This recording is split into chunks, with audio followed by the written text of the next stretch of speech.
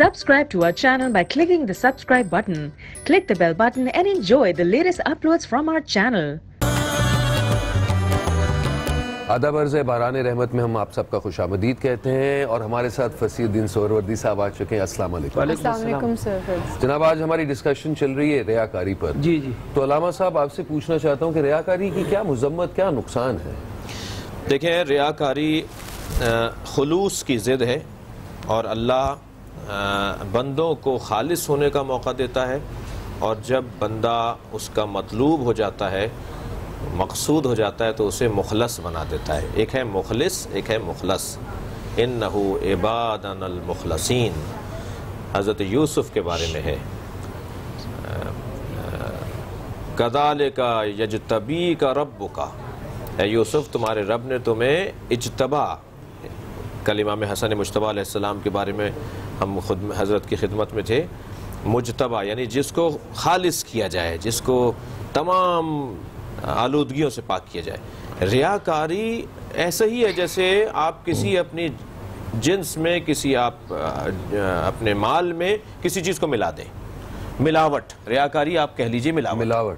ٹھیک ہے. انسان کی زندگی میں اگر اس کے کھانے پینے کی چیزوں میں ملاوٹ ہو جاتی ہے تو وہ اس کی صحت کے لیے مضر ہوتا ہے. وہ اس کی کم سے کم صحت نہیں بننے دیتا اور وہ ایک جعلی پن جسے کہیے مذمت ہے یا نہیں اس کی. اسی طرح اگر ہمارے اعمال میں ملاوٹ ہو جائے نماز جماعت میں اس لیے جا رہے ہیں کہ فلاں صاحب سے بھی ملاقات ہو جائے گی یہ ریاکاری ہے دکھاوا ہے. یہ اللہ کی خاطر نہیں ہو رہا. ایک بہت بزرگ عالم دین گزرے علامہ مجلسی رحمۃ اللہ علیہ. ان کی بہت سی کتابیں ان کی کتابوں کے بارے میں یہاں تک ہے کہ ان کی زندگی کے گھنٹوں کو جوڑا گیا ہے تو ان کی کتابیں زیادہ ہیں اور ان کی زندگی کم ہے حساب کتاب میں. وہ برکتوں والی زندگی تھی ان کی. علامہ مجلسی عالم شہود پر پہنچے ہیں اور ان کے کشف کی کیفیت ہوئی ہے اور انہوں نے اپنے آپ کو محشر میں دیکھا ہے. فرماتے ہیں کہ جب میں محشر میں پہنچا تو میرے حساب کتاب کے لیے مجھے آواز دی گئی. ایک لائن لگی ہوئی تھی. مجھے حساب جب شروع ہوا میرا تو مجھ سے پوچھا گیا کیا لائے ہو ہمارے لیے. اللہ کی طرف سے آواز آتی ہے. اللہ کی کرسی بولتی ہے کہ کیا لائے ہو میرے لیے. کہا یا اللہ نمازیں.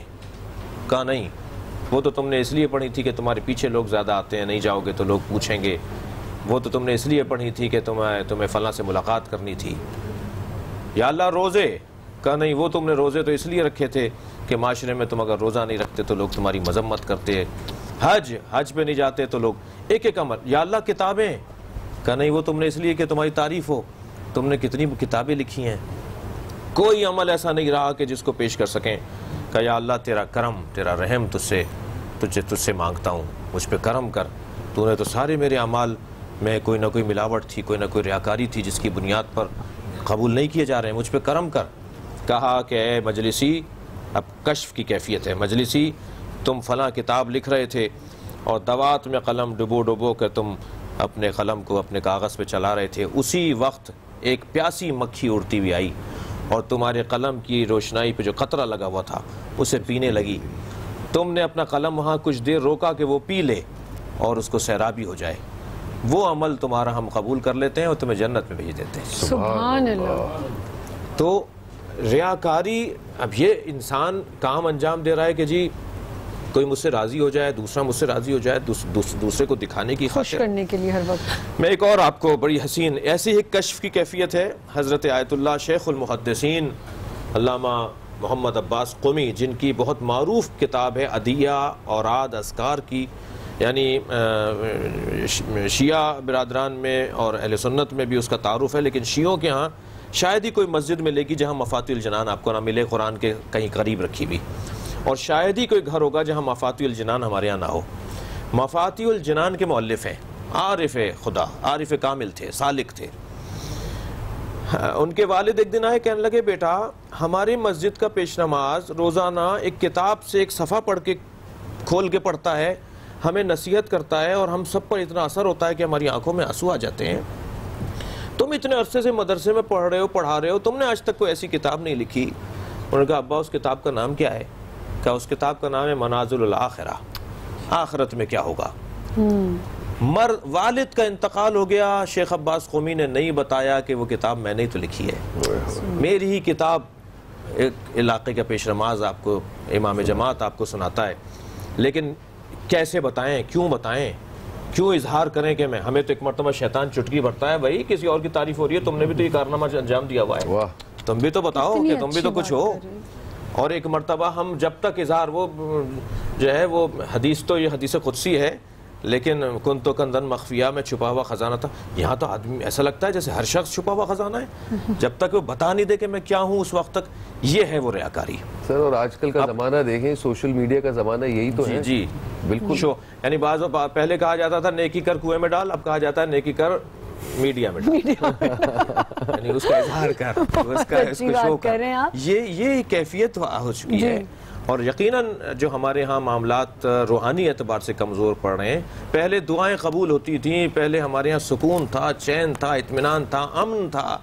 جی ایک کیفیت روحانی کچھ اور تھی، لیکن آج معاملات کچھ اور ہیں. اس کی وجہ یہ ہے کہ دکھاوا ہے، بناوٹ ہے، تصنع ہے، اور یہ وہ کیفیت، وہ چیز ہے کہ جس کو پسند قرار نہیں. اس کی شدید مذمت. میں یہ عرض کرنا چاہتا ہوں کہ اس سے سوشل میڈیا ریاکاری کا ذریعہ نہیں ہے، ہر میڈیا، اس لیے میڈیا میں ڈال. ہاں جی، ہر میڈیا اس میں ایڈ ہو جاتا ہے. اسی بات سے آپ کے آگے بڑھاتے ہوئے میں ایک چیز آپ سے پوچھنا چاہوں گی مفتی صاحب، کہ جیسے انہوں نے کہا کہ ریاکاری آپ نہیں بتا سکتے، اس میں ایک چھوٹی سی چیز ہے جو مجھے لگتا ہے کہ پوچھنا بہت ضروری ہے ہمارے سب کے لیے، کہ اگر ہم اللہ تعالیٰ سے ریٹرن چاہتے ہیں، اگر میں کسی کی ہیلپ کر رہی ہوں یا علی کر رہے ہیں، آپ میں سے کوئی بھی کر رہا ہے، ہم شو بازی نہیں کرنا چاہ رہے، لیکن جیسے کے لیے اگر کسی کو اللہ کو راضی کرنے کے لیے کسی کا کوئی ہیلپ کریں تو وہ ریاکاری تو نہیں ہوئی نا، کہ اللہ سے لالچ رکھنا. بسم اللہ الرحمن الرحیم.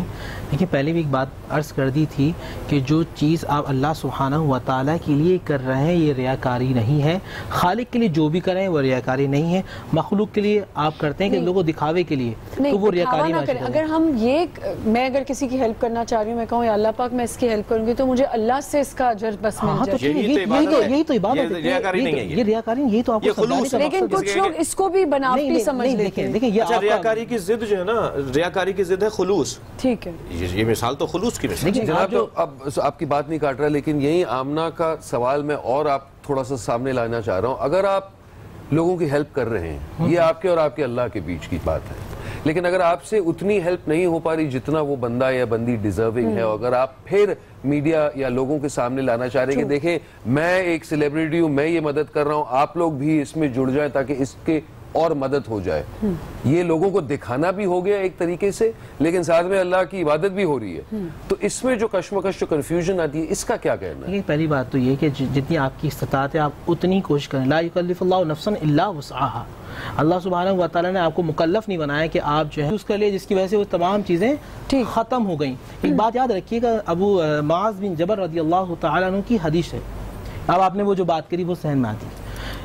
اللہ سبحانہ و تعالیٰ کے جب نیک بندے کام کرتے ہیں اور نماز پڑھتے ہیں یا اس طرح کے نیک کام کرتے ہیں، جب وہ آسمان پر اٹھتے ہیں تو پہلے آسمان پر فرشتے لے کے جا رہے ہوتے ہیں، کیونکہ اس نیکیوں میں ایک نور ہوتا ہے، ایسا نور کہ جس کو فرشتے محسوس کر رہے ہوتے ہیں، اور فرشتے پہلے آسمان پر لے کے جاتے ہیں. وہاں پر ریاکاری کا فرشتہ آ جاتا ہے اور کہتا ہے کہ اس کو واپس لے جاؤ، اور جس نے یہ کام کیا اس کے منہ میں مار دو، کیونکہ اس نے اللہ سبحانہ و تعالیٰ کی رضا کے لیے نہیں بلکہ مخلوق کو دکھانے کے لیے کیا تھا. اسی طرح کچھ لوگ کام کر رہے ہوتے ہیں، اچھا ان کے دل میں ریاکاری نہیں ہوتی، ان کے بھی اعمال دوسرے آسمان تک جاتے ہیں، پھر تکبر کا فرشتہ آ جاتا کہ اس کے دل میں تکبر بہت تھا، غرور کرتا تھا، یہ اپنے کہ یہ چیزیں میں کر رہا ہوں، دکھانا مقصود نہیں تھا، مگر یہ تھا کہ دیکھو یہ ہے، میں ہوں. آسمان سے فرشتہ اترتا ہے اور کہتا ہے کہ اس کو واپس لے جاؤ، مجھے اللہ نے حکم دیا ہے کہ اس کے منہ پہ اس کے سارے اعمال کو مار دو. قرآن مجید فرقان حمید میں ہے وَوَيْلٌ لِّلْمُصَلِّينَ، ہلاکت ہے ان نمازیوں کے لیے کہ جو دکھانے کے لیے نمازی ادا کرتے ہیں. میں نے ایک جگہ پڑھا، ہمارے استاد نے فرمایا کہ وہ لوگ بھی، حتیٰ کہ محدث جو ہیں وہ بڑی فضیلت رکھتے ہیں اللہ کے نبی صلی اللہ علیہ وآلہ وسلم کی حدیث میں، اور کچھ قیامت کے دن وہ محدث بھی سامنے لائے جائے گا جن اللہ فرمائے گا کہ تم تو رسول اللہ کی حدیث سے اس لیے بیان کرتے تھے کہ تمہارا نام، تو ان کو بھی تباہ و برباد کر دی جائے گا. تو اب یہ صرف مال پر نہیں آئے گا، میں نے جس طرح بات کی نا کہ اب تمام زندگی کے ہر شعبہ جات کے اندر ایک اصول ہم نے آپ کو دے دیا ایک آسانی کے ساتھ کہ جو کام آپ خالصتاً اللہ کی رضا کے لیے کرتے ہیں وہ عبادت ہے، اور جس میں آپ مخلوق کو شامل کر لیتے ہیں اب وہ عبادت نہیں بلکہ وہ ریاکاری میں شامل کی جاتی ہے. جی فصیح الدین صاحب ایک بات جلدی سے عرض کروں کہ وہ ایک حدیث آپ نے سب نے ہم نے سنی ہوئی ہے، الاعمال بالنیات، اعمال کا دار نیات پر ہے۔ بالکل یہ جو آپ نے سوال کیا تھا نا کہ میں نے یہ دیا، میں یہ سب سے چاہتا ہوں، تو اپنی نیت کو انسان اپنے قابو میں رکھے کہ میری نیت اللہ کی خاطر کرنا ہے، میں کسی اور اپنے مطلب میں نہیں کر رہا ایسا، تو پھر وہ خلوص ہو جائے گا، ورنہ وہ ریاکاری ہوگی۔ سبحان اللہ سبحان اللہ۔ جی فصیح الدین صاحب۔ زائر کوئے جنا آہستہ چل، زائر کوئے جنا آہستہ چل، دیکھ آیا ہے کہاں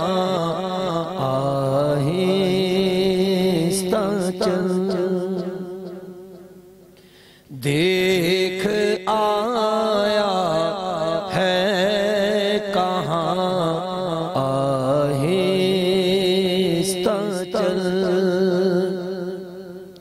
جیسے جی چاہے جہاں میں گھوم پھر، جیسے جی چاہے جہاں میں گھوم پھر، یہ مدینہ ہے یہاں آہستہ چل، یہ مدینہ ہے یہاں آہستہ چل، ہے حضوری میں ملک 70,000، ہے حضوری میں ملک 70,000، قدسیوں کے درمیان آہستہ چل، قدسیوں کے درمیان آہستہ چل، در پہ آیا ہوں بڑی مدت کے بعد،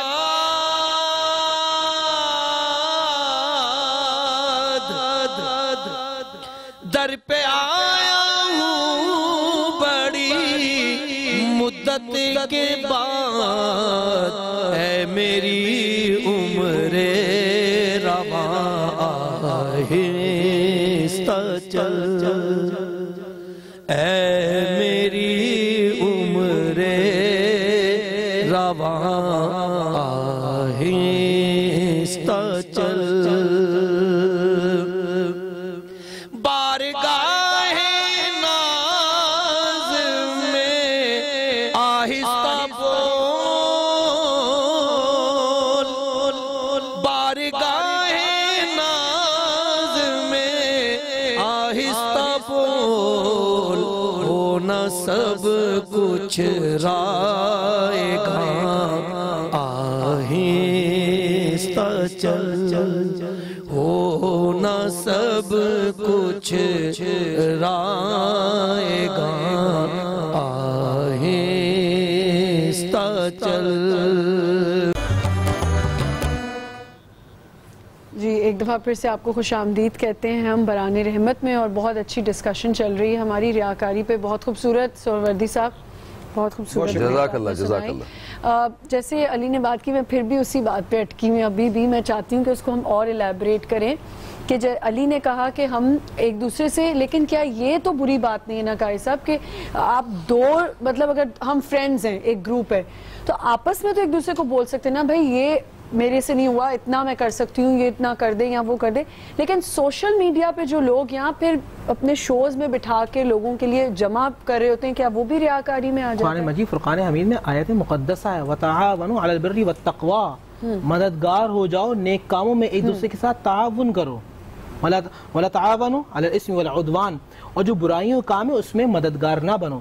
تو آپ نیک کام کر رہی ہیں لیکن اس کو پبلسائز نہ کریں. ہاں دیکھیں اب یہ قرآن پبلسائز بھی کریں مگر آپ کی نیت یہ ہو کہ آپ خدمت چاہیں، صاف نیت ہو. تو قرآن کی آیت ہے وَتَعَاوَنُوا عَلَى الْبِرِّ، آپ نیکی کے کاموں میں ایک دوسرے کے مددگار بنے. مگر وہی بات جس طرح شہنشاہ بھائی نے کی کہ انما الاعمال بالنیات، نیتوں کو صاف رکھا جائے. اگر صرف آپ کوئی ایسی این جی اوز بنا لیں کہ جس میں صرف آپ کی نمود و نمائش کا، جس طرح آج بھی ایک معاملہ چل رہا ہے کہ پتہ نہیں جاتا کہ فنڈ کہاں جا رہا ہے، نہیں، اور سارے لوگ اس طرح کے بھی کام کر رہے ہیں. بہت سے ایسے این جی اوز ہیں، مجھے یاد ہے میں شوز کرتی تھی جب، تو این جی اوز ایسے ہوتے تھے علی کہ ایک دفعہ ہمیں پتہ چلا کہ 160 این جی اوز ہیں جس میں سے صرف 28 یا 30 جو ہیں وہ ایکٹیویٹ ہیں اور اوتھینٹک ہیں، باقی سب صرف وہی ہے کہ صرف فنڈز آ رہے ہیں لیکن کر کچھ نہیں رہے. تو اس کا بھی ایک چیک اینڈ بیلنس ہونا بہت ضروری ہے. اور ریاکاری میں یہ بھی آ جاتا ہے کہ آپ نے این جی او کے نام پہ آپ وہی اپنی پبلسٹی کریں لیکن آپ کر کسی کے لیے کچھ بھی نہیں رہے. علامہ صاحب آپ سے پوچھتے ہیں کہ اللہ پاک سے کون سی دعائیں کریں کہ ہم اس برے عمل سے اگر ہم اپنی جان چھڑانا چاہتے ہیں تو کیا کریں ہم؟ ریاکاری کے برے عمل سے جان بچائی اور جان خلاصی جو ہے اس کا ایک طریقہ اپنے آپ کو اللہ کے حضور، اللہ ہمیں دیکھ رہا ہے.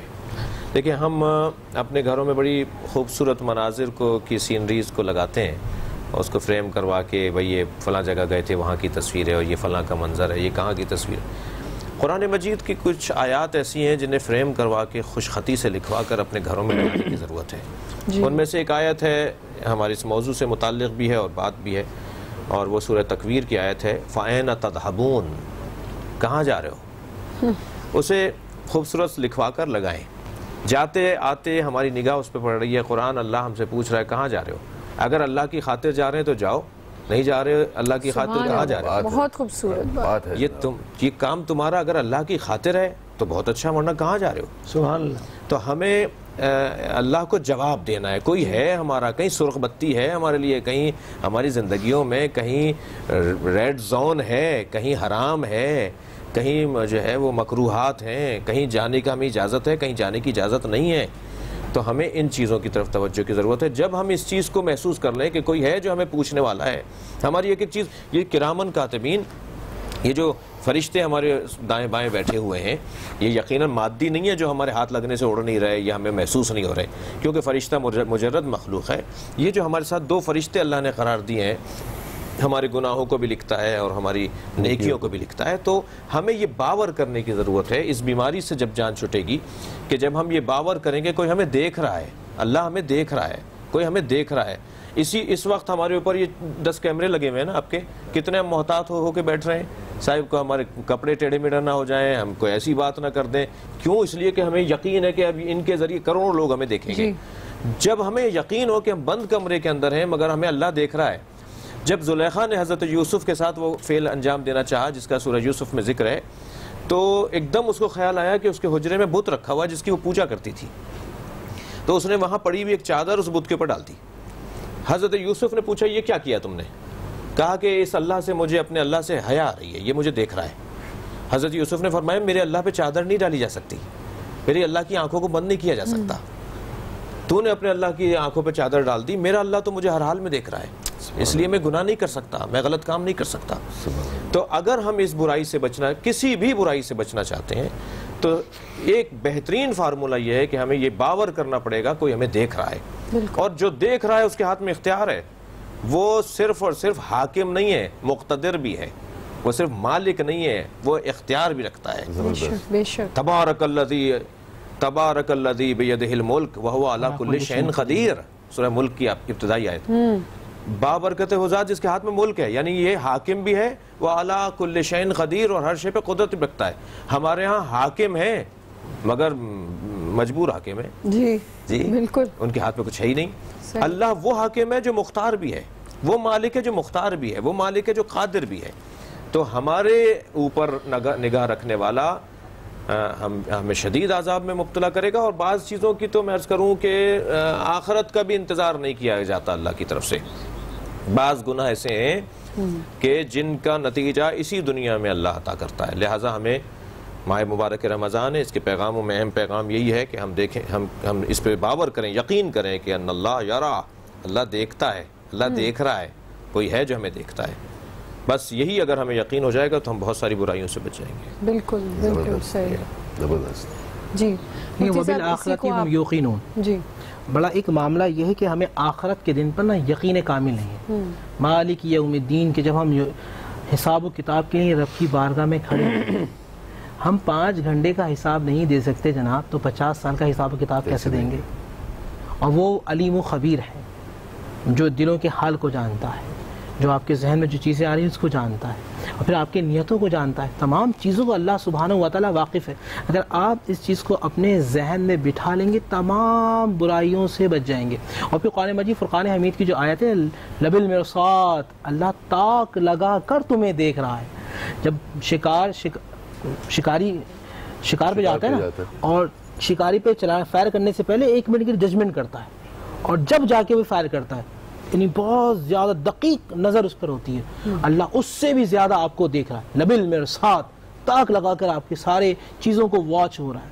تمام چیزیں، فرشتے ہیں بہت زیادہ، تمام چیزیں موجود ہیں. جو پھر قرآن کہتا ہے یومئذ تحدث اخبارہا، جس زبان کے بارے میں آپ کہتے ہیں یہ کل گواہی دے گی، جس آنکھ سے آپ سارے معاملات کرتے ہیں وہ اللہ سبحانہ و تعالیٰ کی بارگاہ میں گواہی دیں گے. یہ ہاتھ جو ہیں گواہی دیں گے، یہ پیر گواہی دیں گے. جب آپ کا کچھ ہے نہیں تو پھر آپ اس طرح کے کام کیوں کر رہے ہیں؟ اللہ سبحانہ و تعالیٰ نے آپ کو جو ایک اختیار دیا نا کہ نیکی پہ چلے یا بدی پہ چلے آؤ، آپ اس چیز کو بھی سمجھنا ہے. ہم ہمارے لوگ اختیار کو بھی بڑا غلط سمجھ لیتے ہیں. اب سیدنا علی حیدر کرار سے کوئی پوچھتا نا کہ مولا یہ بتائیے کہ اختیار کیا چیز ہے، آپ نے فرمایا کہ ایک ٹانگ کھڑی کرو، دوسری کرو، نہیں کر سکتے نا، تو یہ اللہ سبحانہ و تعالیٰ تمہیں اختیار دیا، تمہیں نیکی کی راہ سے دکھا دی. قرآن مجید فرقان حمید ہمارے پاس موجود ہے. سب سے بڑا المیہ یہ ہوتا ہے کہ اس ماہ مبارک کے اندر بھی ہم قرآن مجید فرقان حمید کو سمجھ کر نہیں پڑھتے. ہمارے اساتذہ ہم سے فرمایا کرتے تھے صرف سورہ فاتحہ کی تلاوت کرنا یا صرف سورہ بقرہ کی صرف تلاوت کرنا، ثواب ملے گا. اگر صرف تم اس لیے پڑھتے ہو کہ ثواب ملے تو یہ ایسا ہے کہ تم نے غوری میزائل چلا دیا مکھی کو مارنے کے لیے. آپ میں زندگی کے تمام شعبہ جان. پھر قرآن مجید فرقان ہمیں متعدد جگہ وقیم الصلاۃ، نماز کو قائم کرو، نماز قائم کرو. کیوں؟ نماز جب قائم کرتے تو اس میں 2 جہتیں ہوتی ہیں. یا ایک تو یہ کہ اللہ آپ کو دیکھ رہا ہے، یا آپ اللہ کو دیکھ رہے ہیں. آپ اللہ کو دیکھ رہے ہیں، اگر یہ مقام نہیں ہے آپ کا کہ آپ عارف باللہ نہیں ہیں، تو سیکنڈ یہ کہ اللہ آپ کو دیکھ رہا ہے. وقیم الصلاۃ، 24 گھنٹے. تو 24 گھنٹے آپ پہ یہ کیفیت طاری رہے گی کہ اللہ مجھے دیکھ رہا ہے، تو پھر آپ نہ برا سوچ سکتے ہیں نہ برا کہہ سکتے ہیں. اللہ تعالی ہمیں ان تمام چیزوں سے محفوظ فرمائے جو رذائل کے زمرے میں آتی ہیں. صحیح. بہت.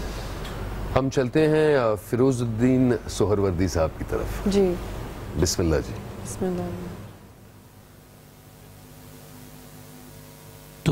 تمہارا سید عالم مقام کیا کہنا،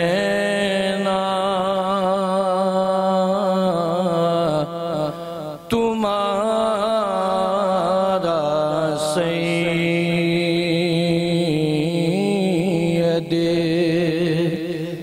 عالم مقام کیا کہنا،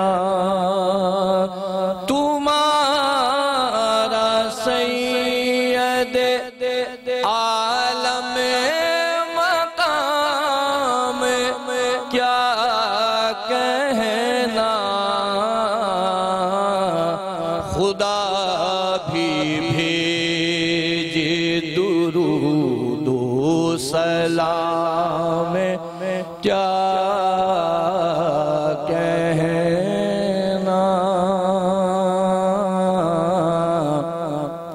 خدا بھی بھیجے تیرے اشارے پہ سورج ہو نہ سکا، تیرے اشارے پہ سورج غروب ہو نہ سکا. سکا فلک پہ شک ہوا ماہ تمام کیا کہنا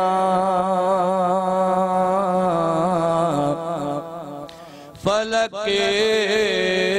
پہ شک ہوا ماہ تمام کیا کہنا جو آیا در پہ تیرے بامراد ہی لوٹا جو آیا در پہ تیرے بامراد ہی لوٹا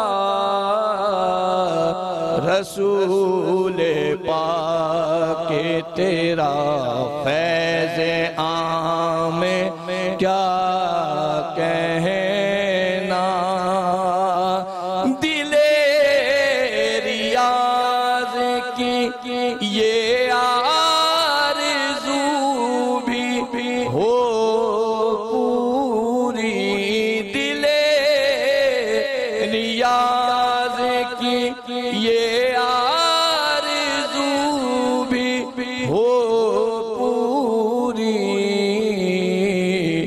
بنا لو اس کو بھی اپنا غلام کیا کہیں